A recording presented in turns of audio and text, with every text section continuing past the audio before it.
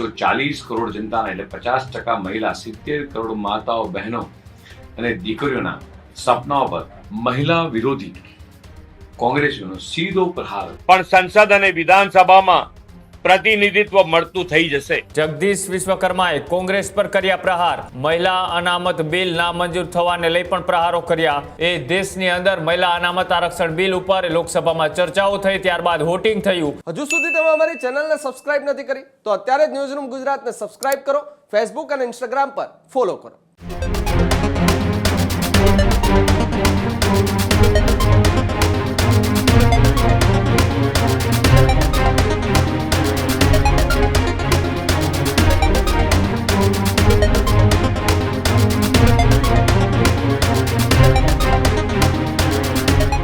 સમાચારોમાં આગળ વાત કરીએ બીજા મહત્વપૂર્ણ સમાચારની, તો સમાચાર કે જ્યાં દેશની રાજનીતિને લઈ એક મહત્વપૂર્ણ સમાચાર છે તે સામે આવી રહ્યા છે।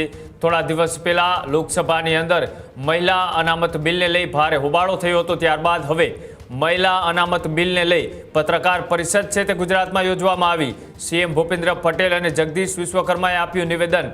જગદીશ વિશ્વકર્માએ કોંગ્રેસ પર કર્યા પ્રહાર। મહિલા અનામત બિલ નામંજૂર થવાને લઈ પણ પ્રહારો કર્યા। વિપક્ષે મહિલા અનામત બિલ પાસ ન થવા દીધું હોવાની વાત જગદીશ વિશ્વકર્માએ કરી। સાથે જ કહ્યું કે કોંગ્રેસ કોઈ રિફોર્મ આવે ત્યારે ભ્રમ ફેલાવતી હોવાની પણ વાત કરે છે। દેશની મહિલાઓ કોંગ્રેસને જવાબ આપશે। કોંગ્રેસ માટે મહિલાઓની વાત એ માત્ર ભાષણ પૂરતી હોવાની વાત એ જગદીશ વિશ્વકર્માએ કરી। કોંગ્રેસની માનસિકતા લોકોની સામે આવી હોવાની વાત રાજ્યના મુખ્યમંત્રી ભૂપેન્દ્ર પટેલે કરી। સાથે જ મહિલાઓને રાજકીય રીતના સશક્ત કરવાનો પ્રયાસ એ ભાજપ કરતી હોવાની વાત પણ સીએમ ભૂપેન્દ્ર પટેલે કરી। જે રીતના એ દેશની અંદર મહિલા અનામત આરક્ષણ બિલ ઉપર લોકસભામાં ચર્ચાઓ થઈ, ત્યારબાદ વોટિંગ થયું અને વોટિંગ એમાં 54 મત ઓછા પડતા બિલ છે તે પાછું પડ્યું અને ત્યારબાદ હવે દેશભરની અંદર ભારતીય જનતા પાર્ટી વિરોધ કરી રહી છે અને સાથે જ વિપક્ષને આડે હાથ લઈ રહી છે। ત્યારે ગુજરાતમાં પણ ગુજરાતના મુખ્યમંત્રી ભૂપેન્દ્ર પટેલ અને ભારતીય જનતા પાર્ટીના પ્રદેશ પ્રમુખ જગદીશ વિશ્વકર્માએ પત્રકાર પરિષદ કરી અને શું પ્રહારો કર્યા, આવો તે પણ જોઈ। 17 એપ્રિલનો દિવસ એ ભારતના ઇતિહાસમાં નારી શક્તિના સન્માનનો ઐતિહાસિક અને સુવર્ણ દિવસ બની શક્યો હોત, પરંતુ કોંગ્રેસ અને તેના સાથી પક્ષોના કાવતરાના કારણે આ દિવસ એ મહિલાના અધિકારો પર એક કાળો ડાઘ જ્યારે બની ગયો। સંસદમાં જે થયું તે માત્ર એક બિલની હાર નથી, તે ભારતની 140 કરોડ જનતાના એટલે 50% મહિલા, 70 કરોડ માતાઓ, બહેનો અને દીકરીઓના સપનાઓ પર મહિલા વિરોધી કોંગ્રેસીઓનો સીધો પ્રહાર હતો। દેશે સ્પષ્ટપણે આ જાણી લીધું છે કે એક બાજુ ભાજપ અને એનડીએની મહિલાઓને સશક્ત બનાવવાની આ વિચારધારા છે અને બીજી બાજુ કોંગ્રેસ છે જે મહિલાઓના માર્ગમાં એ અવરોધ બનીને જ્યારે ઊભી છે। કોંગ્રેસ અને એનડીએના ગઠબંધનના નેતાઓએ બિલ પસાર ન થવા દીધું, ત્યારે જ તે રીતે જે તે આનંદ વ્યક્ત કર્યો અને મેજ થપથપાવી આ જ બતાવે છે નારી શક્તિનું એ અપમાન। શું મહિલાઓના અધિકારને રોકવું હવે કોંગ્રેસની એ રાજકીય જીત બની ગઈ છે? કોંગ્રેસનો ઇતિહાસ મહિલાઓ સાથે છળ, કપટ, વિલંબ અને દગો એ 60 વર્ષ સુધી એક કોંગ્રેસ સત્તામાં રહી છતાં કોંગ્રેસે મહિલાઓને માત્ર વોટ બેંક તરીકે જ્યારે ઉપયોગ કર્યો છે। આ તો છે કોંગ્રેસની જે માનસિકતા છે એ આખા દેશની તમામ મહિલાઓ સમક્ષ આ છતી રહી છે। કોંગ્રેસ માટે મહિલાઓના અધિકારો માત્ર ભાષણનો વિષય છે, આ નીતિ નિર્ણયનો વિષય એ ક્યારેય રહ્યો નથી। જે તે કોંગ્રેસ અને સાથી પક્ષોએ મળી આ બિલને મંજૂર ના થવા દીધું, આ કોઈ સંજોગ નહોતો કે બિલમાં 2/3 બહુમતીથી થોડું ઓછું રહ્યું। આ એક પૂર્ણ આયોજિત એ રાજકીય એ ષડયંત્ર હતું। કોંગ્રેસની એક જ પેટર્ન રહી છે, કોઈ પણ રિફોર્મ આવે ત્યારે જુઠ્ઠી બોલવો અને ભ્રમ ફેલાવો અને પ્રજાને ભરમાવવાનો। ભાજપ માટે નારી શક્તિને સશક્ત કરવાનો જે વિષયનો સત્તાનો મુદ્દો નથી, સમાનતા અને અધિકારનો મુદ્દો છે। દેશની મહિલાઓ આ બધું જોઈ રહી છે। હાલ ભલે કોંગ્રેસ આ મહિલાઓના અધિકાર છીનવી એ જશ્નના મૂડમાં હોય, પણ કોંગ્રેસને દેશની મહિલા શક્તિ ચોક્કસ આનો જવાબ આપશે। સનાતન હિન્દુ સંસ્કૃતિમાં પૂજનીય સ્થાન ધરાવતી માતૃશક્તિ એવી માતા બહેનોનું સન્માન ગૌરવ કરવાની એક મોટી સુવર્ણ તક આપણને મળી હતી. વડાપ્રધાન શ્રી નરેન્દ્રભાઈ મોદી સાહેબે આ હેતુથી નારી શક્તિ વંદન અધિનિયમ સુધારા બિલના અમલ માટે સંસદનું વિશેષ સત્ર પણ બોલાવ્યું હતું. પરંતુ કોંગ્રેસ અને ઈડી ગઠબંધનના પક્ષોની નારી શક્તિ વિરોધી માનસિકતાના કારણે આ સુધારા બિલ પસાર થઈ શક્યું નહીં.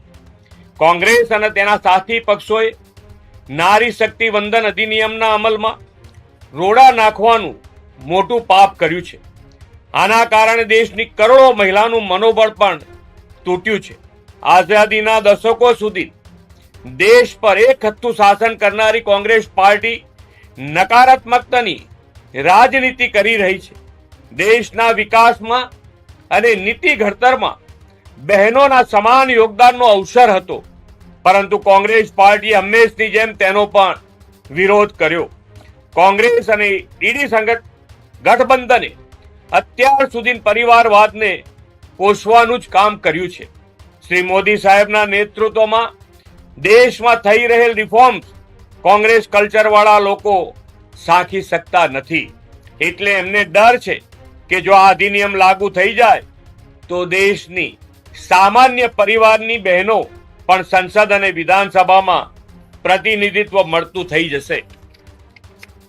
કોંગ્રેસ એનો વિરોધ કરી પોતાની સંકુચિત માનસિકતા પ્રગટ કરી દીધી છે. એક બાજુ મહિલાઓના હિતની વાત કરવી અને જ્યારે મહિલાઓનું સશક્તિ બનાવવા માટે કાયદાકીય જોગવાઈ લાવવાનો સમય આવે ત્યારે તેને રોકવાનો તીવ્રતાથી પ્રયાસ કરવો. કોંગ્રેસની આ બે મોઢાની રાજનીતિ આજે લોકો સમક્ષ ખુલ્લી પડી ગઈ છે. મહિલાઓના હિતને અવગણવાની તો તેમની જૂની આદત છે. કોંગ્રેસના સમયમાં મહિલાઓને બેંક ખાતા, સ્વાસ્થ્ય સુરક્ષા, ટ્રિપલ તલાકમાંથી મુક્તિ જેવી મૂળભૂત સ્વતંત્રતા અને સુવિધાઓથી પણ વંચિત રાખવામાં આવ્યા હતા. તેમણે તો one nation one election, SIR, UCC, શરણાર્થીઓને સુરક્ષા આપતું કાનૂન, જનધન, આધાર, ડિજિટલ પેમેન્ટ જેવા અનેક સુધારાઓનો પણ વિરોધ કર્યો હતો. નારી શક્તિને વિકાસમાં અને નીતિ નિર્ધારણમાં ભાગીદારી આપવાની લડાઈ તો દશકોથી ચાલી રહી છે. વડાપ્રધાન શ્રી 21મી સદીના ભારતની નારી શક્તિને નવા અવસર, નવી તકોથી વિકાસનો નવો ઇતિહાસ વિશ્વ સામે મૂકવાની નેમ રાખી છે. વિકાસ યાત્રામાં સૌનો સાથ, સૌનો વિકાસ, સૌનો વિશ્વાસ અને સૌના પ્રયાસ મંત્રને કેન્દ્રમાં રાખ્યો છે. એમણે સંસદમાં ડંકાની ચોટ પર કહ્યું કે આ અધિનિયમ લાગુ કરવાનો નિર્ણય એ રાજકીય નહીં પરંતુ રાષ્ટ્રીય નિર્ણય છે અને તેમના હકદાર કોઈ એક નહીં, બધા જ પક્ષો રહેશે. આ બિલ માત્ર એક કાયદો નહોતો, પરંતુ દેશની અડધ વસ્તીનું પ્રતિનિધિત્વ કરતી નારી શક્તિને સત્તામાં 33% અનામત આપીને તેના સશક્તિકરણ તરફનું એક નક્કર કદમ હતું. આવો વિરોધ કરીને કોંગ્રેસ અને તેમના સાથી પક્ષોએ નારી શક્તિનું હળહળતું અપમાન કર્યું છે. પરંતુ દેશની 100% બહેનોના આશીર્વાદ શ્રી મોદી સાહેબ સાથે છે અને હંમેશા રહેવાના છે. લોકો હવે જાણી ગયા છે કે નારી સશક્તિકરણના હિમાયતી કોણ છે અને વિરોધી કોણ છે. માતા અને બહેનોના એમ્પાવરમેન્ટનો વિરોધ કરનારાઓને હવેની ચૂંટણીમાં દેશની નારી શક્તિ જડબાતોડ જવાબ આપશે તે વાત પણ સુનિશ્ચિત થઈ ગઈ છે. એટલે બહેનો સામે જેણે પણ વિરોધ કર્યો છે, અત્યાર સુધીમાં આપણો ઇતિહાસ રહ્યો છે, આપણી સંસ્કૃતિ રહી છે કે બહેનોને અવગણના કરનાર કોઈ પણ તાકાત ટકી નથી, ટકવાની નથી અને ટકી રહેશે પણ નહીં. હજુ સુધી તમે અમારી ચેનલને સબસ્ક્રાઇબ નથી કરી તો અત્યારે જ ન્યૂઝરૂમ ગુજરાતને સબસ્ક્રાઇબ કરો, ફેસબુક અને ઇન્સ્ટાગ્રામ પર ફોલો કરો.